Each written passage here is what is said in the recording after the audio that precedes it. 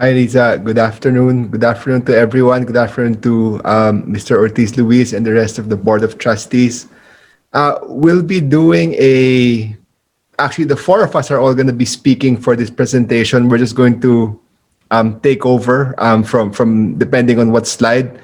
But I'm going to start off and then I'll talk about a bit more of the context of the United States right now with the new administration, some of the trade policies, and then we'll continue with some data, some statistics, and then current trends in the U.S. And then we'll end off with some of our activities that we're doing in the U.S. to help support our exporters to the United States. So a little bit background on U.S. consumers. This is something that we were able to research. This is maybe about a year old. This information. So U.S. population has become a bit more heterogeneous right now. Millennials represent 30% of the population, and 44% consisting of racial and ethnic minorities. So we're talking about Filipinos, Chinese, Thais, Koreans. So these are now a big portion of the U.S. population.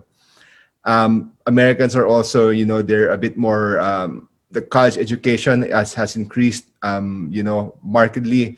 So the consumers are a bit more educated right now. They know what they want. They do research. They look at labels. They understand, the products that they're consuming. Life expectancy has also come up, but with that, obesity has also increased, as you can see from the data that we presented here. It's almost doubled up to 2016. So unfortunately, the diets here remain a bit more, a bit unhealthy, but we've seen that there are new trends coming up in terms of what people are consuming. Also, as proudly same in the Philippines, during COVID, there's a lot of online purchases, food, products that you consume. Everything has, the US itself already, there's a lot of online purchases, which has increased remarkably over the last 8 months. And one last thing, a lot of people have moved out of the city. So Celynne can say this, in San Francisco, for example, prices have gone down for real estate because people have been moving out back to rural areas. So there's less demand in the city, but then there are more, people now spread out all across the United States. So my portion of the presentation, I'll be talking more about what can we expect from a Biden administration. As you know, he has won the elections. He's coming in by January 20. And there's a lot of expectation that things will change. So I try to summarize at least what I foresee, as possible shifts or what is going to remain in the Biden administration from the Trump administration. So first of all, I think we will see him maintaining a tough stance on China. As you know, there's a lot of tariff escalation that went on between the US and China in the last 3 years. So it's going to be a little bit difficult to remove all those tariffs immediately. And I think President-elect Biden himself has recognized that, there is still a lot that the US, feels that they have to do with China. There's this view that they have to discipline China in terms of how they treat US intellectual property. They have what they see as a lot of unfair trading practices by China. And also we see that there will be, if not a complete stay of tariffs, at least a lot of them will remain. So at least for the Philippines, that's, I guess, a double-edged sword. We are able to export a lot of our products that are duty-free or low tariffs compared to China, but at the same time, a lot of our exports to China go to the US. So, these could be affected because of the lower demand from US because of these tariffs. Secondly, President Trump and his administration, they were focused mainly on rebuilding the United States. So there was this, let's just fix up what's here in the US. But As a Democrat, and as you know, he was the Vice President, President Obama. There was a pivot to Asia strategy during the Obama administration. So we see that there could be a shift to reviving this strategy. They see our region as a very strategic region in terms of trade, in terms of security, and all of that. So we could see the U.S. looking again towards our area of the world.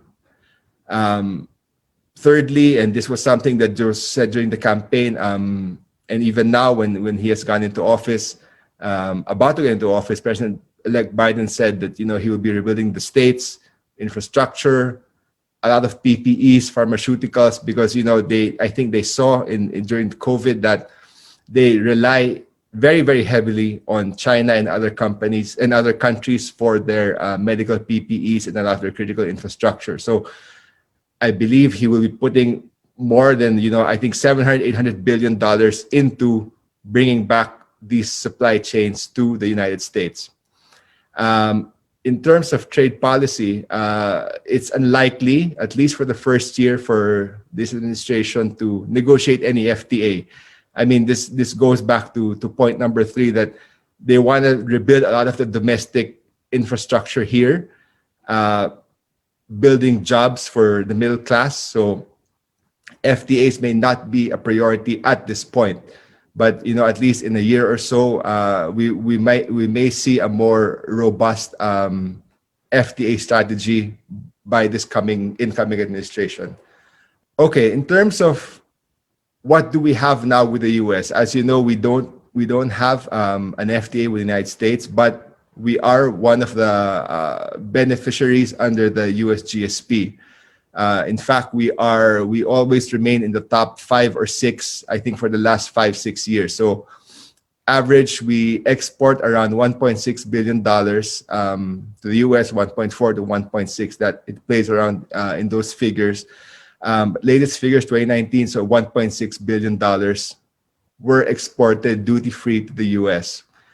But as you'll see here in bullet 2, 654 million of our total exports were duty-free, but did not avail of duty-free benefits. So this is something that I would really encourage our exporters. Talk to your importers, tell them, hey, are my products GSP? Because if they are, then your importer may be able to purchase more. You have more, you can export more of your products because they are duty-free. This is just filling out forms. So it's just a matter of informing your importer that, hey, I am duty-free, this product is duty-free, so you should apply for that. Another development, Thailand, which is one of our competitors to the US, recently they've been suspended their duty-free treatment, 2.4 billion worth. So that's, I think, more than half of their GSP benefits have been suspended by the US, largely because they have some workers' rights issues in Thailand, number one. And secondly, because Thailand was not providing equitable market access for US products to Thailand. So again, this is another opportunity for us. I think we export a lot of similar products to Thailand. So we should look into this, and we would be we'd be gladly help and provide information if this is needed by our exporters. And just a little bit information. Our top exports, which are GSP, include copra, pineapples, crab meat, coconuts, fruit juice, and frozen tuna fillets. We chose this slide more to show the relationship between Philippine exports to the United States and those exports from our chief rivals in ASEAN. The reason why it's 2017 is because the supporting slides have yet to be updated by the US Bureau of Census.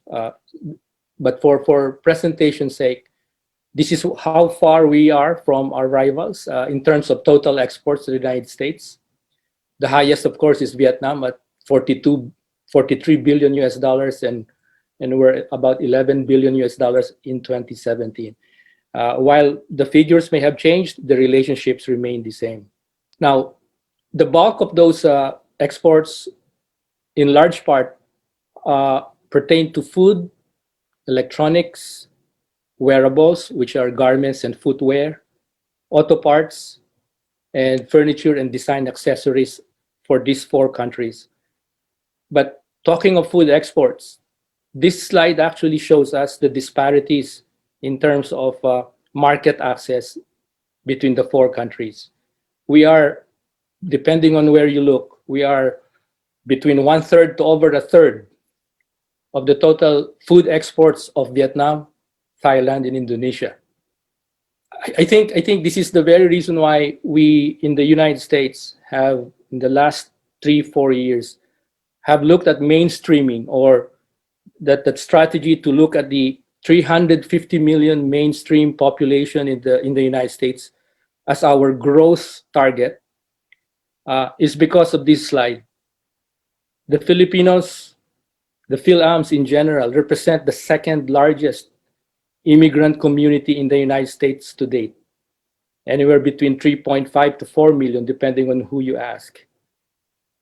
Thailand, as you can see, is right there at the bottom, 250,000. And yet Thailand has one of the largest food exports to the United States, 300% of what the Philippines exports. So the market that we are accessing is not the market that they are accessing. It's not their own population. It's actually the mainstream population of 350 million.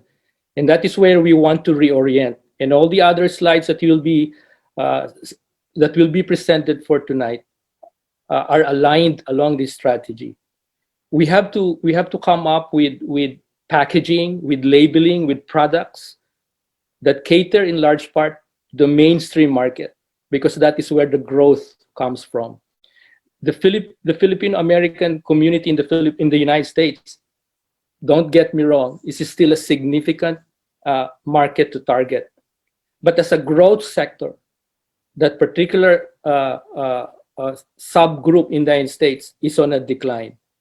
The immigration rules are being changed as we speak. They're evolving against us.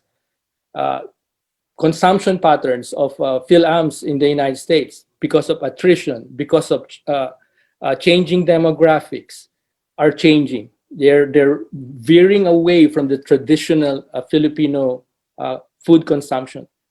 We're losing out to these other competitors precisely because we are facing the wrong market. These are some, and some of my colleagues will also be speaking on these things. And these are some of the latest things happening in the United States. Most of you would be familiar with this. Ready to eat, ready to cook. These two things, particularly during this pandemic season, have gained significant currency. People are eating at home. Here in New York, most restaurants up to date, 8 months after the initial outbreak, remain closed. Now, if you want to gain access into the food market, mainstream food market in the United States, you have to either be organic, very important that you are BRC certified, and of course your facility should be registered with the US FDA. Now, I mentioned kosher here because in the tri-state area, New York, New Jersey, and Connecticut, the largest concentration of Jews outside of Israel is located. In New York City alone, there's more or less around 2 million Jews. And we have a lot of kosher certified food products in the Philippines that we can actually bring to the tri-state area. So to continue some of the consumer trends, as you know, California caters to a very healthy lifestyle population. So apart from kosher, which is prominent in the East Coast, apart from organic, we also have nutritional guides, for example, catering to gluten-free population, paleo, and this is very famous, keto, vegan. And not only that, there are also some social and environmental impact groups that would follow certain trends. It was mentioned by the earlier speakers regarding the rise or the prominence of digital platforms in terms of grocery shopping, which the COVID-19 pandemic accelerated. So for the food industry, of course, here in the US, Walmart is taking the lead. And then, of course, you have Amazon and Whole Foods and Kroger's. But I just wanted to touch on some niche digital platforms.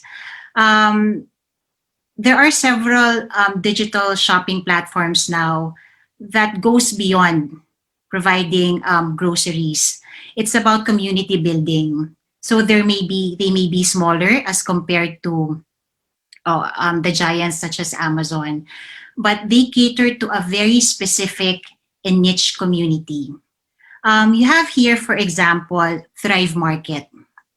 Thrive Market is based in California, and they have several within their brand products sourced from the Philippines. You see here coconut flakes, coconut water, organic coconut milk. They also have our pili nuts. And they cater to, sorry, it's very small. So you'll see here some of their key values, such as organic, paleo, gluten-free, the food map.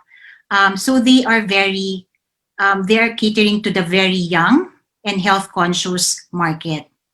Some other examples include, now this has a very good story, Pili Hunters. So the founder had a vacation in the Philippines. He's a surfer and he fell in love with the Philippines and he fell in love with pili nuts. So he brought pili nuts here in the here in the US and started Pili Hunters. So it's selling premier price. I think one of the pili nuts is about $15. And then he's expanded to labuyo and pili nut butter. So he's catering to the more adventurous profile, such as surfers, the backpackers. And here you have Snacks Yo. So they cater to those who want to have healthy snacks. Here they feature volcanic mayon pili nuts. And of course, everyone knows, I believe, Trader Joe's. They also have a particular set of demographics because they are located in very small areas. So it's about the community they are serving. So these are just examples. And then they build a community around the products and the values that they offer. In addition to digital platforms, of course, the pandemic has given rise to meal kits and subscription boxes. So meal kits, even before the pandemic, we have Blue Apron and Good Eggs here in California. But since all restaurants are closed, the community is in lockdown, we noticed there are a lot of even Filipino-American restaurateurs that move towards meal kits. And this is quite interesting for our food exporters because whenever they send out meal kits, they would have condiments. So that is an area that we can probably explore. And again, they cater to their own, they have a big community following. And then for subscription boxes, there are two interesting stories. Both Philly Flavors and Shibundle are Filipino-American entrepreneurs, and they just recently started. So they have a good Instagram following. And then because of the pandemic, they have more time in their hands to pursue their entrepreneurial dreams. So they started subscription boxes. So Philly Flavors, the first set of boxes she sent out last October was about nostalgic products, Filipino products like Richie. And to her surprise, there were a lot of inquiries about her product, about those set of products for young demographics between 25 to 35. So they are missing those flavors, but they would want to receive it as a subscription box. So there's an element of surprise. And apparently, this age bracket of Filipino Americans, they don't necessarily travel to Seafood City anymore or Asian stores. So they would rather get it from digital platforms such as Philly Flavors. And it's the same concept as She Bundle. So just for reflection of the group, given these trends, in terms of promotion, revisiting promotion strategies. So first is perhaps choose your diet. We have products that already have FDA certifications, organic. It can be marketed as ethically sourced. So use this as a leverage and create a story around it.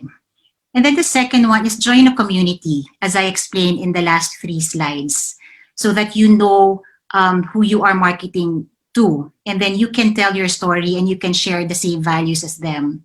And then the third one is the importance of collaborations. In New York, I know that STR Nick Bautista has been working with Star Chef. And here in San Francisco and California, we've been working with Filipino Food Movement to elevate the Filipino food culture, to share that values. So it goes hand in hand. And then the fourth one is never underestimate the power of social media now. So you have to go viral. And you just have to tap one vlogger and then it can go a long way. Like for example, for Philly Flavors, she sent a subscription box to one of the vloggers here at Daily City. And in 1 hour, she was able to get 500 new followers and new orders. So those are very good news. So that's it from my end. Let me turn it over to Trade Commissioner Eric Elnar. Good morning there in the Philippines. You also notice that there are a lot of online shopping sites now catered for the Filipino American market. So there's, for example, Filipino Shopping Network, there's shopsarisari.com. For example, shopsarisari.com, both of these are started by Filipino Americans.